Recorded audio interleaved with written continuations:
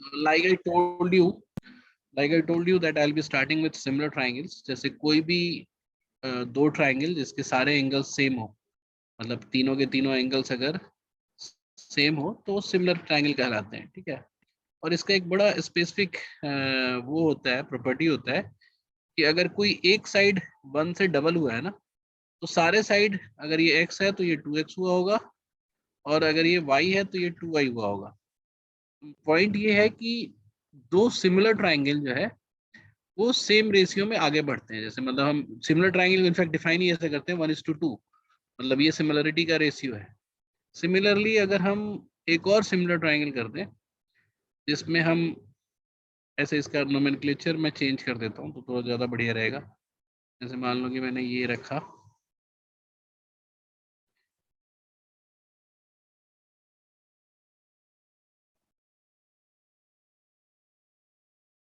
मैंने इसको A, इसको B, इसको C रखा, तो ये हमारा 2A, ये 2B, ये 2C अगर है, एक अगर डबल हुआ तो सारे डबल होंगे। And if in case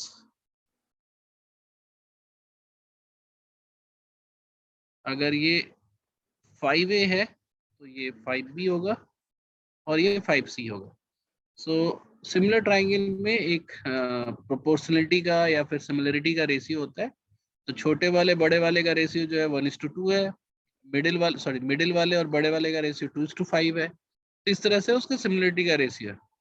so best thing is like अगर आप किसी भी साइड का रेशियो लो, जैसे मान लो कि हम अच्छा सिमिलर में हम तो एंगल भी डाल देते हैं ना, कि जैसे ये एंगल 1 है, ये एंगल 2 है, ये एंगल 3 है। सिमिलरली इसमें भी एंगल ये 1, इसमें एंगल 2, इसमें एंगल 3, इसमें एंगल 1, इसमें एंगल 2, इसमें एंगल 3। तो कोई भी दो करस्पॉन्डिंग साइड्स ले लो, जैसे मान लो कि एंगल 1 के रिस्पेक्ट में अगर देखा जाए तो एंगल 1 के एडजेसेंट साइड अगर दें, या फिर ऐसे हम देखें कि 1 के सामने और 2 के सामने का, तो हम ऐसे लेते हैं कि एंगल 1 के सामने का और एंगल 2 के सामने का अगर हम साइड का रेशियो लें, तो सबसे छोटे वाले ट्राइंगल में क्या होगा, 1 के सामने A है, 2 के सामने C है। मिडिल वाले में क्या होगा, 1 के सामने 2A है, 2 के सामने 2C है। सबसे बड़े वाले में क्या होगा, 1 के सामने 5A है और 2 के सामने 5C है। So what did you see कि for similar triangle corresponding angle के सामने वाले साइड का रेशियो जो है वो हमेशा A/C है, वो चेंज ही नहीं हो सकता। ये बात समझ में आ गई सबको? Yes, बोलो sir. हाँ ना, बोलो सब लोग। Yes, यहाँ हाँ तक sir. yes, sir. Yes, sir. ठीक है।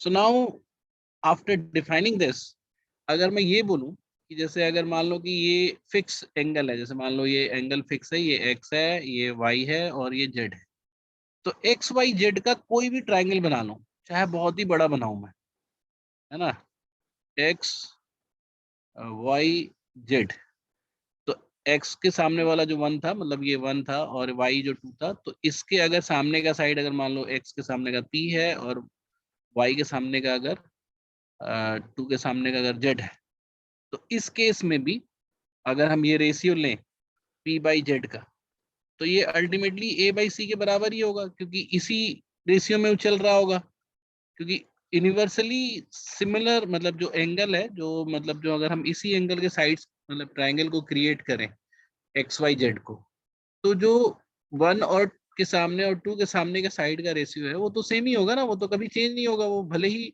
मल्टीपल में, एक मल्टीपल में बढ़े, जैसे 8A/8C हो जाए, लेकिन अगर ये कट के इसका साइड का रेशियो तो A/C ही रहेगा। ये बात सबको समझ में आई? Did you get my point? Yes, sir. बोलो। Yes, sir.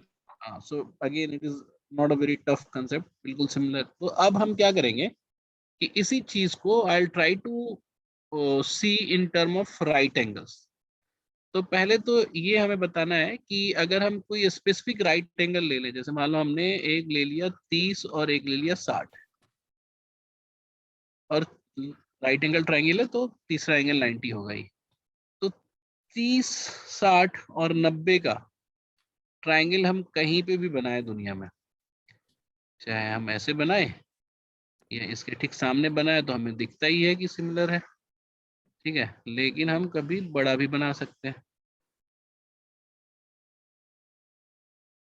सो बेसिकली ये हमारा 30, ये हमारा 60, ये हमारा 90, ये 30, ये 60, ये 30, ये 60, ये 90।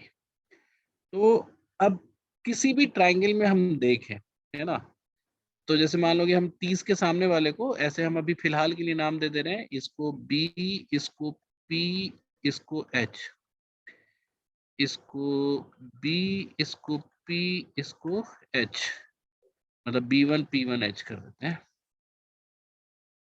इसको B2, इसको P2, इसको एच।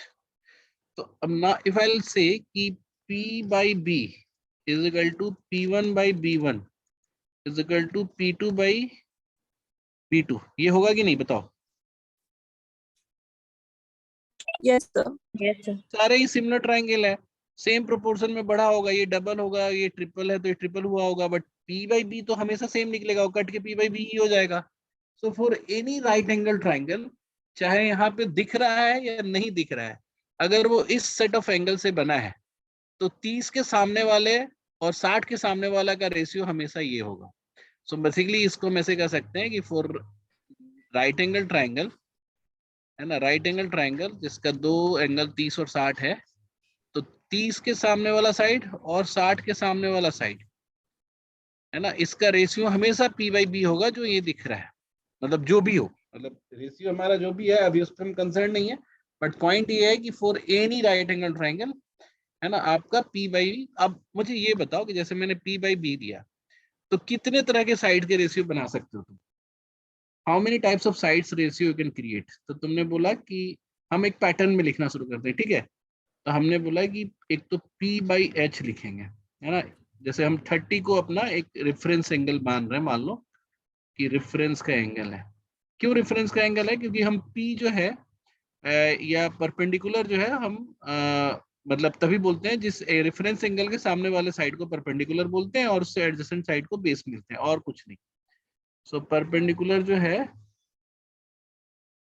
सो एंगल इन मतलब side in front of reference angle, ये लिखने की जरूरत नहीं है, तुम लोगों को पता होगा। 30 को रेफरेंस एंगल मान रहे हैं तो इसके सामने वाले साइड को P बोलेंगे, अगर हम 60 को रेफरेंस एंगल मानते हैं तो इसके सामने वाले साइड को P बोलते हैं। एक राइट एंगल ट्राइंगल में which one is P, which one is B, ये डिपेंड करता है कि किस एंगल के रिस्पेक्ट में बात कर रहे हैं, ठीक है, यहाँ तक तुम्हें बात समझ में आ रही है? तो फिलहाल हम इस वाले ट्राइंगल में और इस सेट ऑफ ट्राइंगल्स में हम 30 को रेफरेंस मान रहे हैं, तो सबसे पहला हम साइड लिखेंगे, मतलब रेशियो लिखेंगे P बाई H, दूसरा हम लिखेंगे B बाई H, देख लो, perpendicular by hypotenuse, base by hypotenuse, फिर हम लिखेंगे P बाई B, ठीक है। अब बताओ और कौन सा साइड बनेगा, और कौन सा रेशियो बनेगा? साइड्स के रेशियो बनाने हैं तो और कोई बनेगा, बताओ? H by P. नहीं सर, इनके रिवर्स बनेंगे। बस इनके उल्टा भी हम कर देंगे तो बनेंगे। तो ऐसे भी अगर आप ध्यान दो कि तीन तीन अगर हमारे पास क्वांटिटी है तो उसका रेशियो 6 बनेगा, H बाई B भी कर दिया और B बाई P कर दिया। सो नाउ यू नो कि there are just 6 ratios which we can create, है ना। तो इन्हीं 6 रेशियोज को हम ट्रिग्नोमेट्रिकल रेशियोज बोलते हैं। 6 से ज्यादा होता भी नहीं है ना, ये तो तुम समझ ही गए कि किसी भी राइट एंगल ट्राइंगल में अब P और H और B और H का सिलेक्शन, मतलब H तो ठीक है, P और B जो है that will be based on what angle I am choosing, ठीक है। अब लोगों ने बोला कि जब 6 ही है तो 6 का नाम रख दो, जब सब लोग जान रहे हैं सबके लिए सेम है तो हम क्यों ना नाम रख दें। तो हमने इसका नाम रखा, पहले वाले का नाम रखा साइन, SINE रखा, लेकिन हम इसको बोलेंगे SIN। दूसरे वाले का नाम रखा कोसाइन, लेकिन हम इसको बोलते हैं सिर्फ कॉस। तीसरे वाले का नाम रखा टेंजेंट, बट उसको हम बोले टैन, है ना। उसके बाद ये H बाई P का नाम हमने क्या रखा बताओ? साइन का उल्टा क्या होता है? कोसेक। कोसेक, क्योंकि H बाई B का नाम है सेकेंड बस यहाँ उल्टा चल जाता है, पहले ये ना, पहले यहाँ हमने साइन रखा था फिर कोसाइन रखा था, इधर हमने h बाई बी को सेकेंड बोलेंगे तो h बाई बी को कोसेक बोलेंगे, कोसेकेंड। तो कोसेक और सेक SEC, और b बाई पी को जैसे यहाँ पे टेंजेंट था तो ये को टेंजेंट है, को टेंजेंट का मतलब हो गया कॉट। ठीक है, तो अब मैं क्या करता हूँ, इसी चीज को नोमेनक्लेचर को मैं अच्छे से लिख देता हूँ एक बार तुम्हारे सामने। So what you know is कि for any right angle triangle, हम पहले जिस एंगल पे बात करनी होती है पहले उस एंगल का लेते हैं। हमने बोला कि अगर ये एंगल है तो हम इस एंगल के रेफरेंस में बोलेंगे। ये हमारा 90 है तो ये ऑटोमेटिकली 90 माइनस थीटा हो जाएगा, बट इसकी बात अभी हम नहीं कर रहे हैं। ठीक है, तो फिर 90 के मतलब थीटा के सामने वाले, इसको रेफरेंस मैंने लिया है तो थीटा के सामने वाले को हम P बोलेंगे, और थीटा के एडजेसेंट वाले को हम B बोलेंगे, और जो हाइपोटेनस है वो हमारा H तो होता ही है। अब हम सबसे पहले लिखेंगे साइन थीटा, तो इसकी वैल्यू कितनी होगी बताओ, इसको कैसे लिखेंगे, इस रेशियो को, मतलब किस रेशियो को मैंने साइन नाम दिया था, P by H. P by H. Cos theta. किस रेशियो को मैंने कॉस नाम दिया था, B by H. P by H. Tan theta किस रेशियो का नाम हमने दिया था, ये P by B. P by P B. By B ना। कॉसेक थीटा ये किसका नाम दिया था हमने, H by P. H by, बस बोलते चलो, एक बार बोल दोगे तो कोई दिक्कत नहीं है ना। सेक किसका नाम दिया था, H by B. H by B. H by B. फिर लास्ट वाला जो था कॉट, कॉट किसका नाम था, P B by. by P. तो अगर इसको और ग्रामेटिकली करेक्ट बोलना चाहते हो तो हम ऐसे बोलते हैं साइन ऑफ दिस थीटा। तो ठीक है, तो अब मैं बोला कि ये जो यहाँ निकल गया वो यूनिवर्सली ट्रू है, क्योंकि अगर तुम एक राइट एंगल कोई ट्रायंगल तुम बनाना चाहोगे, बनाओगे, मैं मान लो हमने इतना बड़ा राइट एंगल ट्रायंगल बनाया, एक मिनट उसके जैसा ही देखे तो ज्यादा बेटर है। हमने इतना बड़ा राइट एंगल ट्रायंगल बनाया एक, ठीक है, और हमने बोला कि एक एंगल थीटा है, तो ऑटोमेटिकली बाकी के दो एंगल सेम नहीं हो जाएंगे, जो यहाँ पे वही यहाँ पे होगा, क्योंकि राइट एंगल में अगर एक फिक्स है तो थीटा और ये तो हमेशा 90 माइनस थीटा होगा। बेसिकली अगर एक बार तुम्हें किसी एंगल का मिल गया तो अपने आप ही उस किसी भी ट्राइंगल में अगर वही एंगल है तो उसके लिए ट्रू होगा, P by H will always be true. तो अब मुझे इसी के हिसाब से अगर मैं तुमसे बोलूं, ऑल ऑफ सडन हमने तुमको ये नहीं दिखाया, ठीक है, इसको हटाओ, बस हमने नाम भी रख दिया P बाई बी। तो अगर मैं ये रख देता cos 90 माइनस थीटा, तो क्या बोलते हैं, क्या होता है cos थीटा, क्या होता है, कोई भी थीटा का cos क्या होता है, बेस अपॉन हाइपोटेनियस होता है।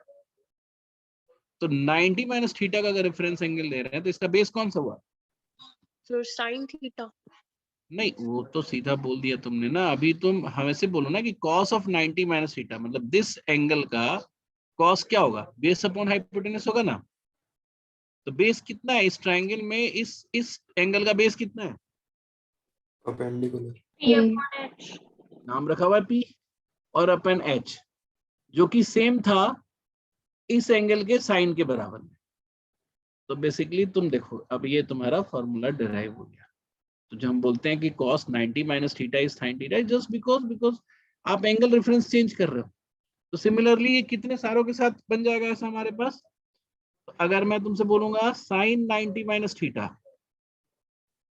तो ये क्या बनेगा बताओ, पहले रेशियो बताओ कौन सा बनेगा, इस एंगल के लिए परपेंडिकुलर कौन सा होगा, सामने B. वाला B ना, 90 माइनस थीटा के लिए परपेंडिकुलर होगा B, तो B, हाइपोटेनस तो वही होता है तो H, और ये कितने बराबर है अगर थीटा के रिस्पेक्ट में देखा था तो cos थीटा। इसी तरह से अगर हम देखें कि अगर हम tan 90 माइनस थीटा ले लें, तो 90 माइनस थीटा tan क्या होता है बताओ, परपेंडिकुलर बाई बेस।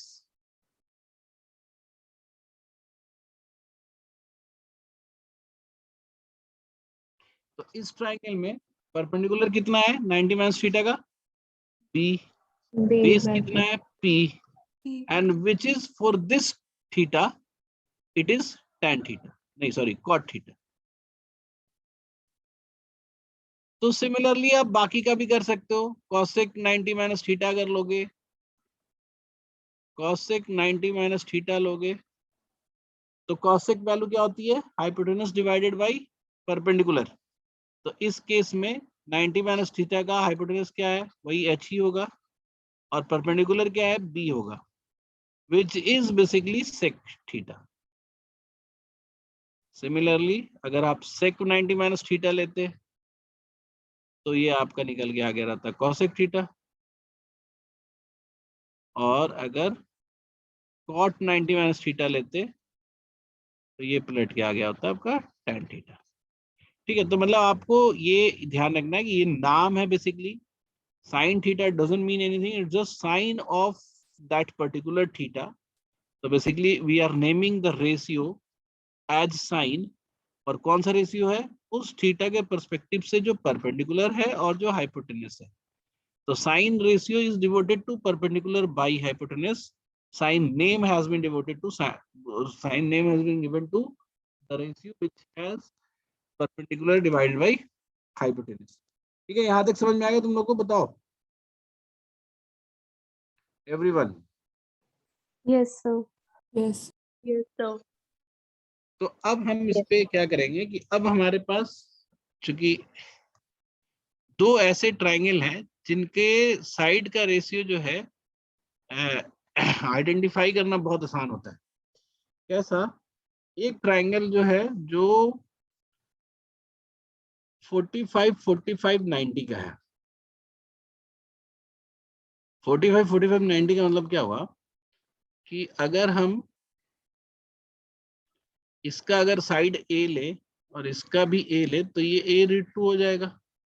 तो हम ए ना लेके हमने एक ही ले लिया फिलहाल, कि इसका एक ले लिया, ये एक ले लिया, एक रूट 2 हो गया, और ये हमारा 45 है।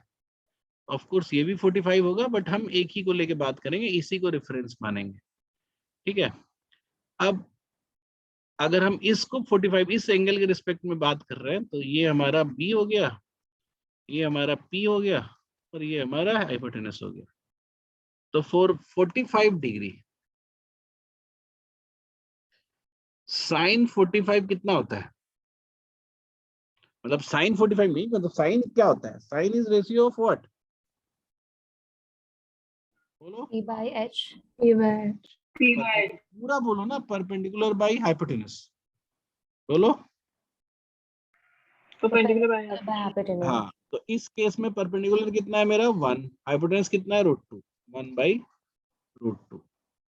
अगर मुझे cos 45 निकालना है, cos ratio is what, B based by hypotenuse. Very good. तो यहाँ पे बेस भी 1 है। अगर हम फिर अगला एकदम सीक्वेंस में याद रहता है, फिर ये tan क्या होता है, tan 45 क्या होता है, perpendicular by base. Perpendicular by base. हाँ, तो यहाँ दोनों ही 1 1 है।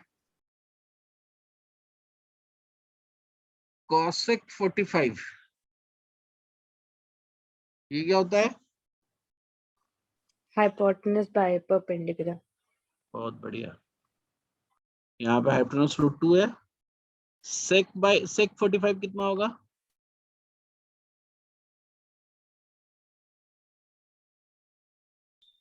Hypotenuse by base. यस, तो रूट 2 बाई 1, ये रूट 2 हो गया, ये भी और लास्ट में क्या था, cot 45 डिग्री। तो cot मतलब क्या हो गया, cot किसका नाम है, base by perpendicular. Yes, which is 1 by 1। तो ये हमारा 45 के सारे एंगल्स का निकल गया। ठीक है, अब इसको आपको कभी रटने की जरूरत नहीं है, जब भी 45 वाला होगा आप एक राइट एंगल ट्राइंगल बनाओगे और उस पे आप ऐसी बातें करोगे जैसे यहाँ पे लिखा हुआ है। ठीक है, तो अब हमें एक और ट्राइंगल हम तुम्हें बताते हैं जिसका बहुत आसान है प्रोपोर्शन बनाना। जैसे मान लो कि मैंने क्या किया, एक मैंने वो डाल दिया, इक्विलेटरल ट्राइंगल डाल दिया।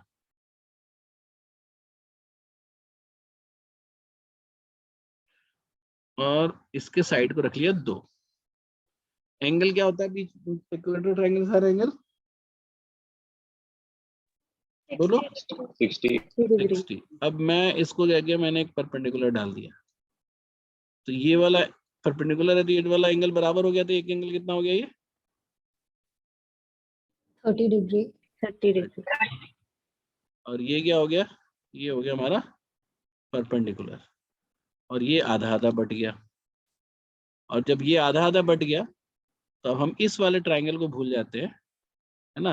हमारे पास जो कंसर्न का ट्रायंगल है वो ऐसा है 30, ये 60 और इसकी लेंथ कितनी निकल आएगी बताओ पाइथागोरस से, √2 स्क्वायर माइनस 1 Root स्क्वायर, 2. √2 की √3, √3 ना। Root 3. Root ये 3. हाइपोटेनस का स्क्वायर करेंगे माइनस में 1 का स्क्वायर करेंगे तो ये तुम्हारा √3 आ गया। ठीक है, अब हम इस वाले ट्रायंगल को भूल जाते हैं अभी। ठीक है, let's talk about this triangle. और टॉक भी क्या करना है हमको, तो वही है ना कि हम तो कुछ रेशियोज जानते हैं, सारे रेशियो को हम लिख देते हैं यहाँ पे पहले, उसके बाद उसकी वैल्यू जो निकलेगी वो लिख देंगे और उसके बाद हम समझ जाएंगे कि हमें अपने जीवन में कभी भी पंडित हरिप्रसाद शर्मा करके फॉर्मूला रटने की जरूरत नहीं है। हमें जब जरूरत पड़ेगा हम खुद से निकाल लेंगे।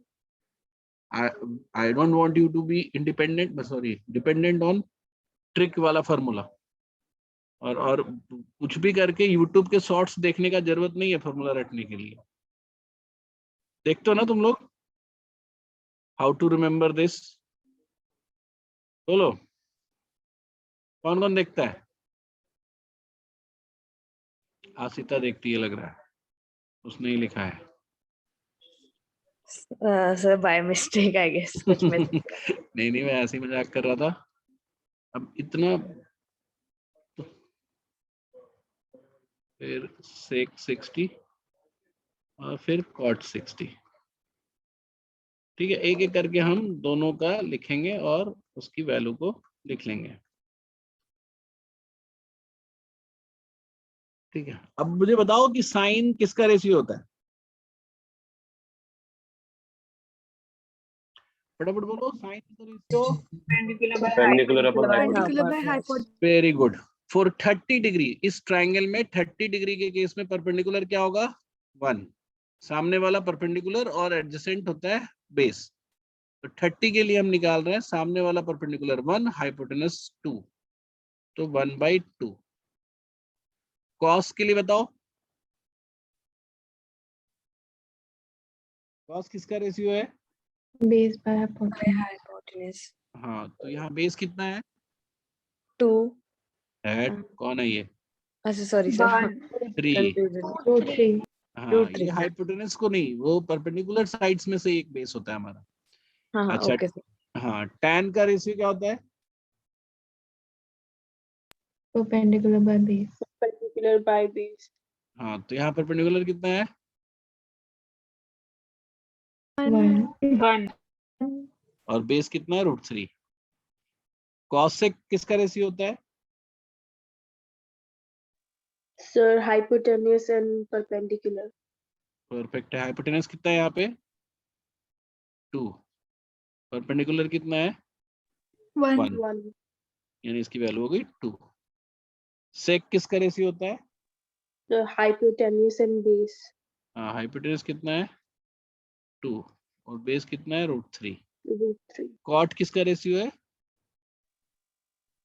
Also base and a perpendicular. ठीक है, यहाँ बेस कितना है 30 के लिए √3. √3 और परपेंडिकुलर कितना है 1। ठीक है, तो ऐसे भी तुमको ये दिख ही रहा होगा कि इसका उल्टा ये होता है, इसका उल्टा ये होता है, लेकिन हम अभी वो चीज नहीं दिखाने की कोशिश कर रहे हैं क्योंकि हमें वो सब ट्रिक नहीं करना है, हमें जो हम जानते हैं वैसे निकालेंगे। चलो अब फटाफट इसको बोलते चले जाओ क्या रेशियो है और कितना होगा इसमें। 60 के रिस्पेक्ट में परपेंडिकुलर कौन सा होगा,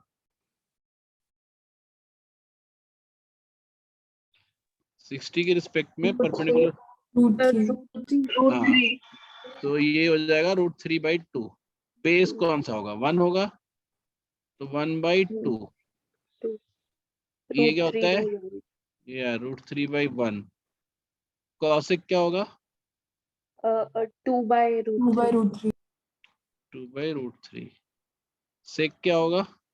2/1. 2/1 और कॉट क्या होगा? So 1/√3. 1/√. ठीक, तो कॉस कॉट था ना, कॉट होता है बेस, तो 1, हाँ बेस 60 के रेस में बस, ठीक है। तो ये हमारा 60 का भी आ गया। सो लाइक यू नो कि साइन 30 जो है वो हमेशा कॉस 60 के बराबर होगा, क्योंकि ये दोनों मिला के सेम ट्राइंगल के दो एंगल है। तो कभी ऐसे पूछा जाए कि sine 1 degree is equal to cos 89 degree, ये हो सकता है कि नहीं? बोलो, इज Yes. This true? जरा सा होल्ड करना, Yes, sir. ठीक है। तो ये बात समझ गए। तो कभी अगर हम तुमसे लिखें कि sine 1 degree plus sine 2 degree plus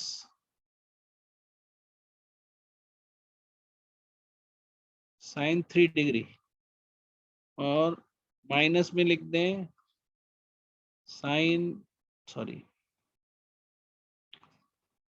cos 87 minus cos 88 minus cos 89 degree, इसकी वैल्यू क्या होगी? 0. ऑफ कोर्स ये इसके बराबर है, ये इसके बराबर है और ये इसके बराबर है, तो 0। तो आपको बस आइडेंटिफाई करना होगा आने वाले क्वेश्चंस में कि ये देखना है कि अगर एक ही ट्राइंगल के एंगल्स हैं, है ना, एक तो राइट एंगल तो फिक्स होता है, एक ही ट्राइंगल के एंगल्स हैं तो उल्टा बराबर होगा साइन का उल्टा कॉस, है ना, मतलब उल्टा कहना मतलब कि दूसरे वाले एंगल का, ठीक है, बराबर होगा। तो ये हो गया हमारा। अब तुमने जान गए कि 30 वाले एंगल्स कैसे निकलते हैं, 45 वाले कैसे निकलते हैं, 60 वाले कैसे निकलते हैं। अब जो फ्रिक्वेंटली यूज्ड है एक 0 का और एक 90 का, ठीक है, तो वो भी कर लिया जाए। तुम्हें अब तो रेशियो बताना तो आ ही गया होगा, इसमें तो कोई चक्कर ही नहीं है कि तुमको पता है कि जिस एंगल के रिस्पेक्ट में बात करते हैं उस एंगल के रिस्पेक्ट में परपेंडिकुलर, बेस और हाइपोटेन्यूज लेके हम उसको डिफाइन कर लेते हैं।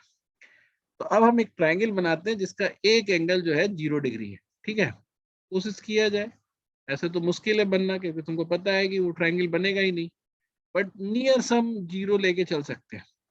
जैसे मान लो कि हम एक परपेंडिकुलर ट्राइंगल ऐसा बना रहे थे जिसको हम इसको थीटा मान रहे थे, ठीक है। तो उस केस में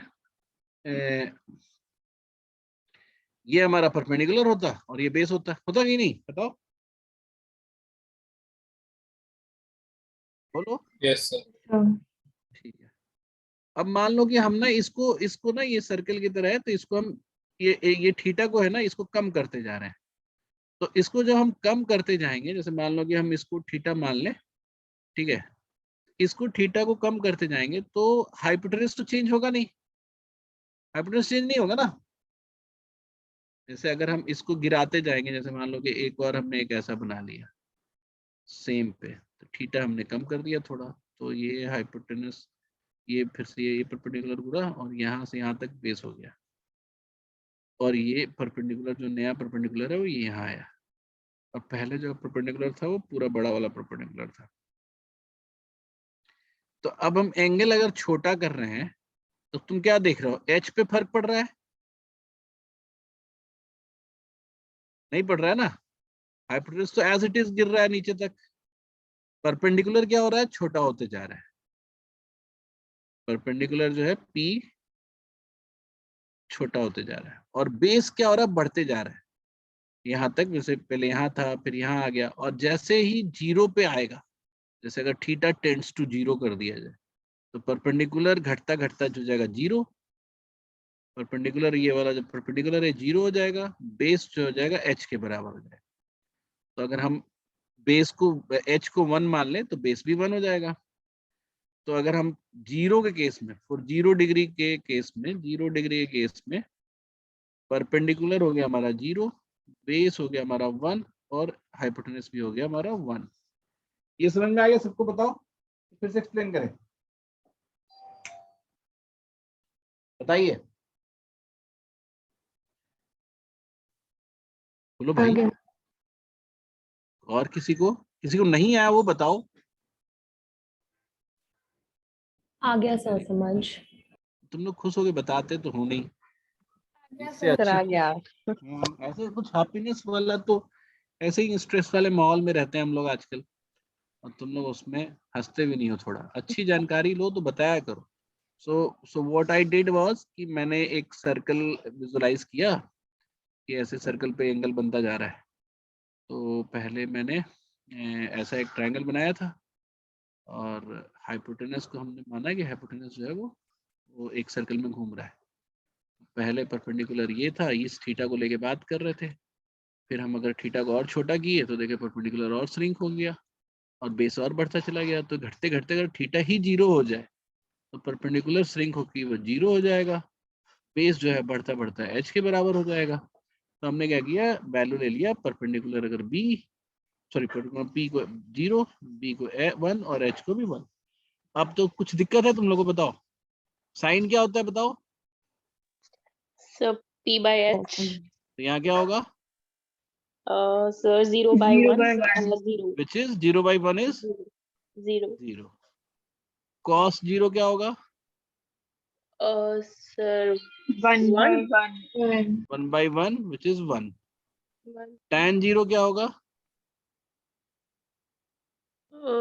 Sir 0 by 1. 45. 0. नहीं ये तो ठीक है, 0 by 1 0 होता है। और cosec 0 क्या होगा, Sir 0 आएगा ना सर 10. हाँ 0, अच्छा हाँ 0 होता है, 0 by 1 0 ही होता है, कौन बोला 1। सर आपने लिखा है 0 हो जाता। अरे मैं गलती से लिख दिया ना, उसको तुरंत करेक्ट करवा दिया, ठीक है तुमने। अब बताओ नेक्स्ट बताओ, cosec 0 क्या होता है। Infinity. पहले ये तो बताओ रेशियो किसका होता है। 1 by 0 H by P. हाँ h by p, 1 by 0 है ना। Not इन्फिनिटी होता है defined. ये कि नॉट डिफाइन होता है। Not defined. Not one. defined. sec 0 क्या होता है, So H by B, which is 1 by 1, 1. और फिर बचा क्या, एक ही तो बचा, 6 तो होता ही है। So, cot 0 क्या होता है, so B by P, which is 1 by 0, not defined. अब एक ट्रायंगल हमें ऐसा बनाना है कि जिसका थीटा, जो थीटा हम ले रहे थे वो हो जाए 90। फिर से हम वैसा ही विजुलाइज करेंगे, एक सेमी सर्कुलर वो ले लेते हैं जिसमें ये वाला जो था हमारा, ये थीटा, इस थीटा के साथ बात कर रहे थे, जिसमें ये P और ये B और ये H बन रहा है। अब मान लो थीटा बड़ा करते हैं, मान लो थीटा बड़ा करते हैं, यहाँ तक लाते हैं। तो अब इसकी बात हो रही थी, थीटा बड़ा करेंगे तो ये हमारा P बढ़ के कितना बड़ा हो जाएगा, और B श्रिंक होने लगेगा, B श्रिंक हो कितना, और H तो वही रहेगा। तो अब इसको बढ़ाते बढ़ाते जो है 90 डिग्री कर देते हैं। एक ऐसा ट्रायंगल विजुलाइज करते हैं जिसमें थीटा बढ़ के 90 हो गया। तो उसमें P तो H के बराबर हो गया, H और P बराबर हो जाएगा कि P बढ़ता बढ़ता रेडियस ही हो जाएगा, और B जो है घटता घटता 0 हो जाएगा। तो 490 डिग्री है ना, थीटा जो है अगर 90 डिग्री लिया जाए तो क्या हो गया, इसमें P जो है वो 1 हो जाएगा, B जो है वो 0 हो जाएगा, और H जो है वो 1 हो जाएगा। तो अब मुझे फिर से बता दो साइन 90। हाँ सर एक बार दोबारा एक्सप्लेन करोगे 90 वाला। क्यों नहीं, हमने पहले बनाया ये एक सर्कल का थोड़ा विजुलाइजेशन लेते हैं कि जैसे हमने बनाया, ये वाला थीटा मैंने पहले लिया, तो मेरा ये परपेंडिकुलर था और इसमें ये बेस था और ये एच था। फिर मैंने थोड़ा थीटा और बड़ा कर लिया, तो हमने देखा कि परपेंडिकुलर तो बढ़ गया ना, यहाँ से यहाँ तक परपेंडिकुलर बढ़ गया, और Yes, बेस sir. जो है वो श्रिंक हो गया, बेस जो है वो कम हो गया। Yes, ऐसे sir. ही करते करते अगर हम 90 कर देते इस एंगल को, तो परपेंडिकुलर जो है वो बढ़ता बढ़ता एच के बराबर हो जाता। ये बढ़ता बढ़ता इस पे कोलैप्स कर जाता है ना, कोइंसाइड कर हम्म, जाता है, और बेस जो है घटता घटता 0 हो जाता है, यहाँ पे श्रिंक हो जाता है। यस तो सर, हमने हाइपोटेनस को अगर 1 बोल दिया तो परपेंडिकुलर भी 1 हो जाएगा और बेस 0 हो जाएगा। यस ठीक है, सर। तो ये हमारा सेट ऑफ साइड्स बन जाएगा। तो साइन 90 क्या होता है? Perpendicular by hypotenuse. hypotenuse. तो परपेंडिकुलर जो है वो इसमें क्या है? 1 और हाइपोटेनस 1, तो 1 बाई 1. 1। cos 90 1. क्या होगा? So B by H, which is 0 by 1, 1 0. 0। tan 90 क्या होगा? So P by B, which is 1 by 0, not defined. Very good. फिर cosec 90 क्या होगा? Sir, H by P, hmm, 1 by 1 is equal to 1. 1 by 1। sec क्या होगा? So H by B, 1 by 0, not defined. और cot 90 क्या होगा? So B by P, 0 by 1, which is 0. ठीक है, तो ये आ गया हमारा। तो यही, इसी को हम लोग बचपन में वो टेबल बना के रखा करते थे, जो कि अब तुम्हें कोई ज़रूरत नहीं है। जहाँ जिसकी ज़रूरत होगी वो वैल्यू निकाल सकते हो ट्रायंगल बना के। तो अब चाहो तो कभी बीच में एक बार एक टेबल बना लो तो वो काम हो जाएगा, है ना। ऐसे करके हम टेबल बनाते थे, और ऐसे करके साइन और कॉस और ऐसे लिख के हम उसको रटने की कोशिश करते थे। Now we don't need that, है ना। तो ऐसे ऐसे करके आप चार्ट कभी कभी बनाओगे तो अच्छा ही रहेगा। एंड द फर्स्ट, अब एक चीज होती है जिसको हम कहते हैं आइडेंटिटी, ठीक है।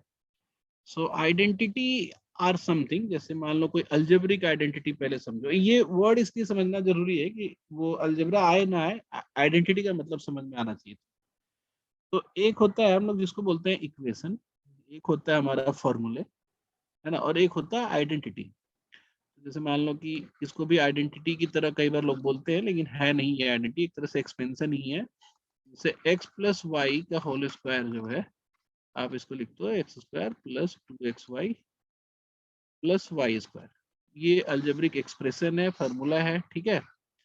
या अगर आप कभी ऐसे लिखते हो 2x plus 3y is equal to 5, ये एक इक्वेशन है जो सारे वैल्यू के लिए नहीं सेटिस्फाई करेगा, ये सारे वैल्यू के लिए सेटिस्फाई करेगा। तो जो सारे वैल्यू के लिए एक्स वाई के लिए सेटिस्फाई करता है उसको हम कई बार आइडेंटिटी भी बोलते हैं। जैसे यहाँ पे तो जस्ट एक्सपेंशन है, इसलिए आइडेंटिटी बोलना इतना अच्छी बात नहीं है, पर ठीक है, इसको भी बोल सकते हैं। But something which is true for all the value of variable, वैसे एक्सप्रेशन को हम आइडेंटिटी बोलते हैं। जैसे मैंने तुमको बताया कि अगर हम कोई एक राइट ट्रायंगल लेते हैं, राइट एंगल ट्रायंगल लेते हैं, कोई भी रैंडम, तो उसका अगर एक रेफरेंस एंगल हमारे पास थीटा है, तो दूसरा वाला जो एंगल होगा वो 90 माइनस थीटा होगा, और ये हमारा परपेंडिकुलर है ही। तो अगर हम साइन थीटा अगर हम देखें, तो साइन थीटा जो है, अगर हम इसका ऐसे रख दें कि ए बी सी है, तो साइन थीटा कितना होगा? ए बाई सी होगा, क्योंकि हम थीटा के रिस्पेक्ट में देख रहे हैं तो उसके सामने वाला ए है। और अगर हम cos 90 माइनस थीटा देखें, तो इस एंगल के रिस्पेक्ट में cos निकालना है, यानी कि बेस बाई हाइपोटेनस होगा, तो ए बाई सी होगा। फिर से ये दोनों ही ए बाई सी है, तो ए बाई सी रहे ना रहे कोई फर्क नहीं पड़ता। This particular thing is true for all the थीटास।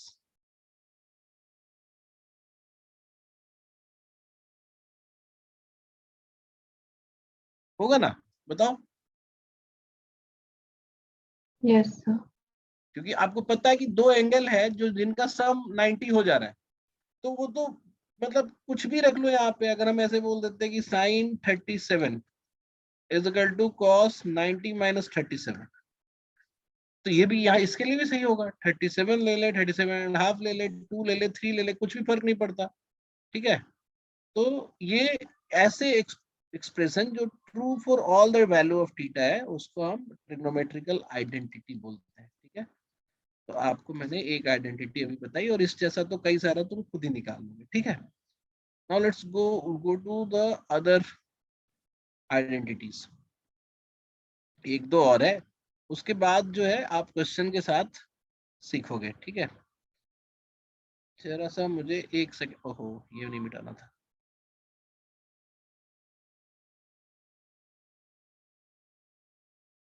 चलो कोई बात नहीं, बना ही लेते हैं फिर सब। जरा सा होल्ड करोगे, ठीक है? हम सोचते हैं कि we need to remember the method.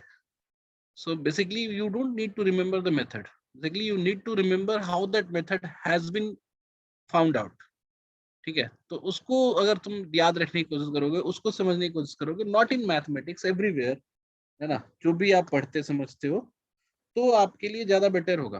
क्योंकि ये तो आप एग्जाम दे रहे हो एक कॉलेज में एडमिशन के लिए, आगे आपके लाइफ में बहुत सारी प्रॉब्लम्स ऐसी होंगी जिसका कोई फॉर्मूला भी नहीं होगा और कोई उसका रिटन कोई मेथड भी नहीं होगा। So you know there will have to go through these process, जो मैं तुम्हें अभी बता रहा हूँ कि कैसे हमें करना होता है, निकालना होता है, ठीक है? तो आदत डालो ऐसे चीजों को सीखने की। पेपर बहुत आसान होता है, बाद की चीजें बहुत टफ होती हैं। तो अब हम कुछ कुछ आइडेंटिटी विजुलाइज करने की कोशिश करेंगे, और वो भी किससे विजुलाइज करने की कोशिश करेंगे हम, जो चीजें हमें आती है। जैसे मान लो कि ये थीटा है, ये 90 माइनस थीटा है, ये 90 है, हमने नाम रख दिया ए बी सी, है ना, पी बी एच रख भी नहीं रहे। तो तुम्हें ये भी पता है कि पाइथागोरस थ्योरम क्या कहता है कि A square plus B square is equal to C square. तो इससे एक चीज बड़ा आराम से हम देख सकते हैं कि अगर हम इसी को सी स्क्वायर को नीचे कर दें, जैसे A square by C square कर दे और B square by C square कर दे, मतलब पहला स्टेप में तो सी स्क्वायर ही पूरा डिफाइन होता है और ये इधर बना गया, तो ये तो for any right angle triangle it will be true, है कि नहीं? तो अब चूंकि तुम्हें पता है कि यही ए बाई सी और बी बाई सी तो रेशियो भी है कोई ना कोई, तो ए बाई सी कौन सा रेशियो है बताओ? sin theta. ऑफ कोर्स, मतलब ए और सी का रेशियो है, तो या तो साइन थीटा बोलेंगे या फिर कॉस 90 माइनस थीटा बोलेंगे, ठीक है? तो अभी हम साइन लेके चलते हैं। तो साइन थीटा और बी बाई सी क्या है? अगर हम थीटा के रिस्पेक्ट में ही देख रहे हैं, इसको थीटा के रिस्पेक्ट में देखें, तो बी बाई सी क्या होगा? कॉस थीटा होगा। तो ये क्या कहता है कि साइन का स्क्वायर प्लस कॉस का square, this will be 1, and this is true for all the value of theta, because कोई भी थीटा लो, उसके साइड्स का तो पाइथागोरस थ्योरम लगेगा ही ना, तो उस हिसाब से ये ट्रू होगा। अगर हम इसी चीज को इसके मतलब 90 माइनस थीटा के रिस्पेक्ट में देखते हैं, तो क्या देखते हैं कि ए बाई सी कितना कहलाता, बताओ? Cos square theta. तो उस समय बी बाई सी क्या कहलाता? Sine square theta. तो फिर से यही आ जाता। इसीलिए एक ही थीटा के रिस्पेक्ट में देखोगे तो काम हमारा चल जाएगा। अब तुमने बोला कि अच्छा ये है तो बाकी सब भी तो बन सकता है। जैसे अगर हम ऐसे बोले कि C square minus A square is equal to B square, ठीक है? तो अब हम इसको उल्टा कर देते हैं, जैसे C square by B square कर दिया और minus A square by B square कर दिया इज इक्वल टू 1 कर दिया। अब थीटा के रिस्पेक्ट में बताओ कि सी बाई बी क्या होता है? हाइपोटेनस। थीटा के रिस्पेक्ट में hypotenuse by base. Hypotenuse by base कौन सा रेशियो है हमारा? Sec sec. तो theta. सी बाई बी का स्क्वायर का मतलब क्या हुआ? Sec square theta plus A by B कौन सा होता है? ए बाई बी थीटा के रिस्पेक्ट में क्या है? परपेंडिकुलर बाई बेस, है ना? थीटा के सामने का परपेंड, हाँ, तो Yes, sir. Perpendicular Tan. By base क्या होता है? टेन। Tan. और ये हमारा माइनस में है, सॉरी। तो tan square theta is equal to 1, ठीक है?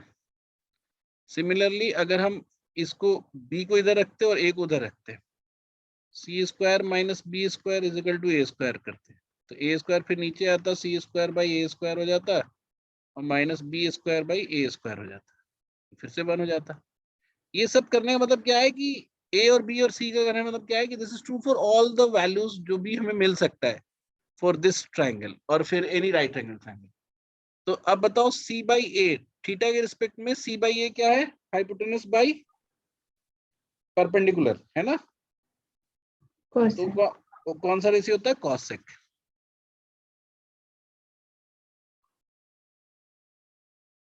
और बी बाई ए कौन सा होगा? Cot. कॉट।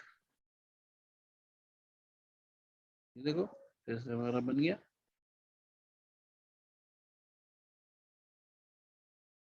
ठीक है, अरे इसको रिकॉर्ड भी नहीं करवा रहे हो तुम लोग। तो अच्छा हो ठीक रहा है है, रिकॉर्ड। ओके ओके, हो रहा है, ठीक है ठीक है, गुड। तो ये हमारा ये 3 आइडेंटिटी बन गया, ये वाले है ना, स्क्वायर वाले। अच्छा, अब अगर हम तुमसे बोले कि बेसिकली हम उल्टा वाला कोई भी लिखें, मतलब एक तो ऐसे भी लिख सकते हैं और बेसिकली मतलब of course this is not like identity, बहुत सिंपल सी चीज है कि अगर हम a बाई बी लिखते हैं तो इंटू बी बाई ए करेंगे तो क्या हो जाएगा, बोलो। 1 1 हो जाएगा। तो इसका मतलब क्या हुआ, a बाई बी थीटा के रिस्पेक्ट में क्या है, बोलो, थीटा। tan theta. और b बाई ए थीटा के रिस्पेक्ट में क्या है, Cot theta. cot theta is equal to 1। ठीक है, अब इसी को अगर हम और तरीके से देखें कि अगर हम tan थीटा ले रहे हैं तो cot थीटा को हम tan 90 माइनस थीटा कर सकते हैं। ये तो तुम्हें पता है, 90 माइनस थीटा को भी tan अगर 90 माइनस थीटा लेते तो क्या होता, b बाई ए ही होता, तो ये भी 1 होगा। ये तो पहले भी मतलब हम लोग उस आइडेंटिटी में भी देख चुके हैं। तो अब ये जो चीजें हैं ये कई बार तुम्हें देखना होता है क्वेश्चन में। अब कभी अचानक से आ जाएगा tan 43 इंटू tan 47, इसकी वैल्यू क्या होगी, 1 1। ठीक है, तो बेसिकली आपको मतलब ये छोटे मोटे आइडेंटिटीज हैं, ठीक है, और भी ज्यादा आइडेंटिटी पढ़ने की जरूरत नहीं है। अब तुमको एक सिंपल सा हम इसका यूसेज बता देते हैं कि ट्रिग्नोमेट्री का यूज, और ये बहुत बेसिक क्लास था फॉर टेस्ट ओनली, इसमें इससे ज्यादा का तुम्हें जरूरत नहीं है। ठीक है, तो लेकिन हम तुम्हें एक और तुम्हें हाइट एंड डिस्टेंस टाइप की एक चीज बता देते हैं कि जैसे मान लो कभी तुम्हें पता हो ये, जैसे मान लो कि मैंने बोला कि एक आदमी खड़ा है, ठीक है, उसकी परछाई जो बन रही है वो करीब 15 मीटर दूर तक बन रही है, और जो एंगल ऑफ वो है परछाई है वो 30 है। तो बोलेगा कि आदमी का हाइट बताओ, find the height of man.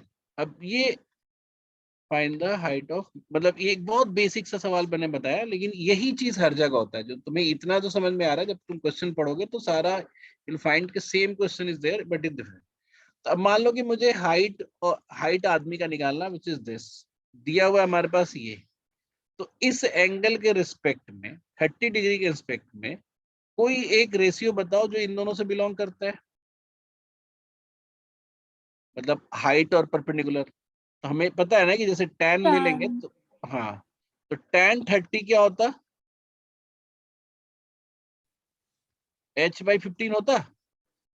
30 degree के रिस्पेक्ट में tan का रेशियो क्या होता, मतलब परपेंडिकुलर बाई बेस। तो यहाँ परपेंडिकुलर को ही हाइट बोल रहे हैं, ये हाइपोटेनस नहीं है, ये हाइट है। बस ये याद रखना है कि हर बार h इज नॉट हाइपोटेनस। यहाँ ये x हो सकता है, यहाँ y हो सकता है, तो नोमेनक्लेचर कुछ भी हो सकता है। बट जब हम tan 30 बोल रहे हैं तो tan के 30 के सामने वाला हमारा परपेंडिकुलर है विच इज h, और जो एडजेसेंट है विच इज नॉट हाइपोटेनस, जो एडजेसेंट परपेंडिकुलर साइड है वो हमारा बेस कहलाएगा। अब tan 30 की वैल्यू क्या निकाली थी तुमने, बताओ। कुछ नहीं याद आ रहा तो वो वाला कर सकते हो, जैसे तुरंत ही एक ट्रायंगल बना लो। तुमको बिल्कुल नहीं याद आ रहा तो ट्रायंगल बनाओगे तो ये 60, ये 30, और इसको हमने 2 लिया था, ये 1 लेंगे, ये √3 लेंगे। तो So tan 1 by 30, √3. हाँ, tan 30 का वैल्यू होगा p by B which is 1/√3। तो इसको हमने लिख दिया 1/√3, और ये हमारा h/15। अब ये h जो हो जाएगा तो क्या हो जाएगा, 15/√3। तो ये हो जाएगा 5 × 3/√3, और √3 से काट दोगे तो √3, और ये 5√3 हो जाएगा। ऑल्दो ये क्वेश्चन बहुत ही गलत टाइप से है। आदमी का हाइट जो है वो 5√3 मीटर थोड़ा ना होता है।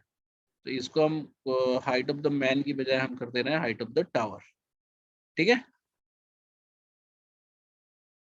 तो गुलिवर्स वर्ल्ड में ट्रेवल हो जाएगा ना आदमी का, अगर इतना बड़े हाइट का हो गया तो। सो डिड यू गेट कि जब कभी ऐसा यूज तुमको ना दिखेगा कि एक ट्रायंगल बनाया होगा, उसमें एक सर्टेन एंगल होगा, कोई एक साइड मिसिंग होगा, कोई एक साइड दिया होगा, अब आपको ये बताना होगा कि दूसरी साइड क्या होगी। तो बस आपको वो रेशियो आइडेंटिफाई करना है which you know and which value you know, and जिसके साइड से मतलब दोनों, एक दिया हुआ और एक अननोन वाला साइड जिसमें कवर होता हो। ठीक है, तो ऐसे क्वेश्चन जो होंगे वो आपको हाइट एंड डिस्टेंस के होंगे, जो भी बेसिक हाइट एंड डिस्टेंस के क्वेश्चन आपके पास आएगा। इससे ज्यादा तुम्हें कुछ नहीं समझना है। ठीक है, ये बात समझ में आई सबको? डाउट है। Yes, sir. हाँ, तो अब ये वाली क्लास हम अपलोड भी कर देंगे। आपको इससे ज्यादा कुछ भी अभी याद नहीं रखना है। The more you want to learn, learn through questions. ठीक है, क्योंकि एक बार में बहुत ज्यादा थ्योरी फार्मूला कुछ नहीं, आपको आइडेंटिटीज कुछ दिए मैंने अभी, वो याद रखने हैं। अगर आपने नोट्स बना लिए हैं तो बहुत अच्छी बात है, और अगर आपने नहीं भी बनाया तो दोबारा देख सकते हो। और then try to find the questions की उसको आसानी से कैसे किया जा सके। नेक्स्ट एक क्लास रखेंगे हम आपका क्वेश्चंस का, ठीक है, जिसमें हम सीट्स को सॉल्व करेंगे, और उसके बाद बाकी कैट वालों के लिए अलग से क्लास हो जाएगी, कैट और जेट वालों के लिए टिपिकल क्वेश्चंस की।